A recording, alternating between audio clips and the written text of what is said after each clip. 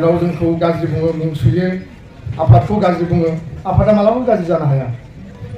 आं गाज्रि जानो हानाय सोरबा जोंनि मावथिया गाज्रि हाबा मावनो हानाय जोंनि डिसिप्लिननि बारगा संबिधाननि बारगा हाबा मावनो हानाय बिनि थाखाय अनुशासन दङ बिनि थाखाय आफादाव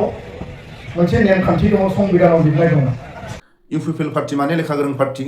प्रमद बर'नि खुंथायाव UPPL पार्टीनि खुंथायाव रावबो रायजो राजाफ्रा साफिनो हायामोन BPF पार्टीनि गेदेरमाफ्रा रायजो राजाफोरजों गोरोबनानै साहा लोंलायनानै थाखा फैसा हेफाजाब होनो हायाबाबो जेंनानि सायाव सावरायनो थाखाय सम होयो MLA मिनिस्टार जानो थाखाय लेखा गोरों नांगौ नाथाय समाजनि थाखाय लेखा गोरों लिडारबाबो रायजो राजाफोरनि जेंनायाव मोजां गाज्रि रायजो राजाफोरजों गोरोबनानै थानो हानाय लिडार जानांगौ UPPL नि बिजाथि दुलाराय बर' फरायसा आफादनि मानाव गेदेर बारग' आफादगिरि बिथांखौ BPF नि IT सेलआ सानफ्रोमबो टारगेट खालामनायखौ नुनो मोनदों जोङो स्पष्ट जोङो UPPL हिसाबै सिंगेलि केन्डिडेट होदों जों रावजोंबो बर्तमान रावजोंबो जोङो आथिङाव आरो आखायाव हमलायाखै मानोना रायजो राजाजों जों दङ दा बेफोर बाथ्राखौ एसे गोजानाव दोननानै BPF नि जिथु पावार लबि केरेक्टार बेखौ रायजो राजाफ्रा नटिस खालामबाय थादों माखासेया गावसोरो दिनैनि तारिखाव EM थाखानानै मिनिस्टार जाखानानैबो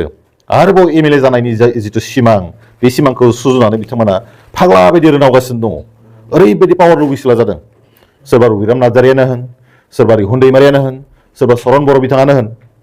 रिहुन दैमारि बिथांनि बाथ्राखौथ' मा बुंबावनो फिसालाखौ डाकुसो खालामनो नागिरदो ना गुन्दासो खालामनो नागिरदो ना नेतासो खालामनो नागिरदो गावनो कनफिउस बिथाङा खिन्थु मोनसे बाथ्राया क्लियार जे BPF आ नेपटिज्मखौ जायगा होबाय जुदि मालाबाफोर कुइसन खालामोबा मोजां मानसिफ्रा नेपटिज्मखौ बर'नि पलिटिक्सआव जायगा होग्रा मानसिया सोर होननानै बुङोब्ला एक नम्बरावनो हाग्रामा महिलारि आरो रिहुन दैमारि बिथांनि मुङा फैगोन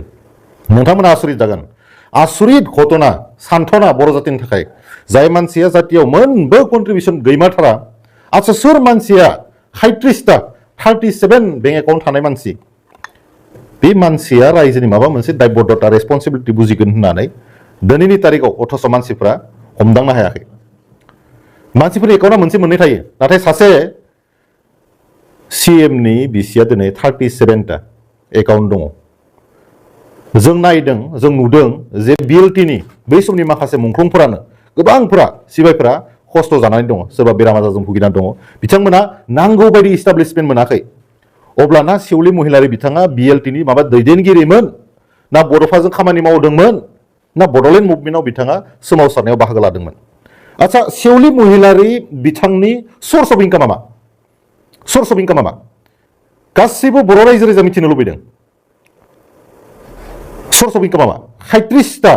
37 एकाउन्ट थालायलायनाय आरो बिथांनि जि सालायनाय गारि आसरित जागोन रायजो राजा बिथांमोना खोनानानै बिथांनि सालायनाय गारिनि दामा 1,40,00,000 बिनिख्रुइ बांसिन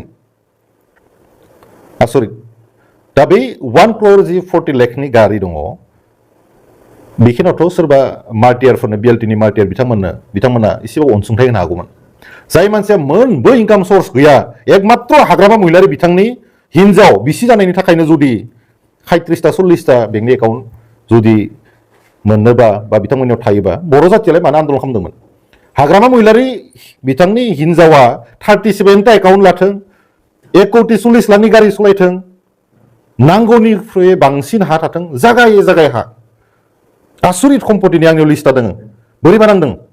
5,47,72,816 केस फैसायावनो दङ एकाउन्टनियाथ' आलदासो आरो गुबुन सम्पति बिथांजोनि मुङाव थानाय खोथायाथ' आलदा खमसे खम गारियानो 32 खान दङ लिस्टेड गारियासो मुङाव थाखानायासो आरोबा सोरबा सोरनि बंसनि मुङाव सोरनिबा फंबायनि मुङाव बिदानि मुङाव बिहामजोनि मुङाव सोरनि मा दंबावो बर' जातिया खाफाल मोनदा मानो हाग्रामा महिलारि बिथांखौ सिट बानायदोंमोन जातिनि हिर' होननानै नाथाय बिथाङा गावनि हिनजावखौ रानि बायदि आरो हिनजावनि जि रागा बेखौ दमायनो हायैयाव बिथाङा दिनै MLA मिनिस्टार खालामनो थाखाय आगान सुरदों बेराफारसेथिं मानाव गेदेर लरेन्स इस्लारि बिथाङा सासे BTR सिगनेटरि दुलाराय बर' फरायसा आफादाव गोलाव सम गावनि बेसेन गोनां समखौ होबाय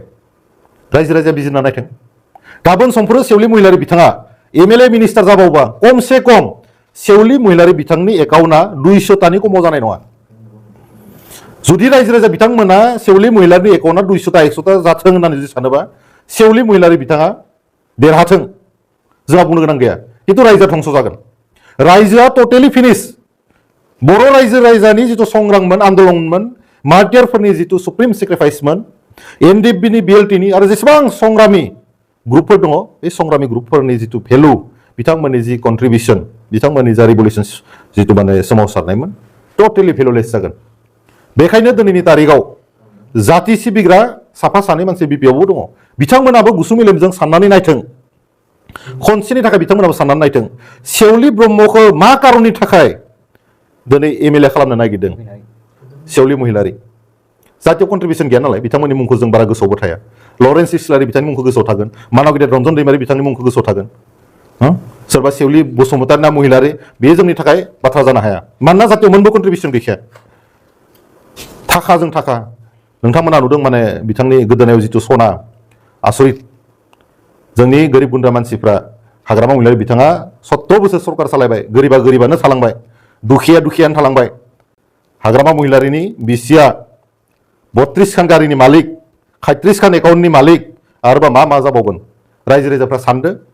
आरो जुदि बेनि थाखायनो आन्दलन खालामनो गोनां जाबावोबा बा बेनि थाखायनो आन्दलन खालामदोंमोनबा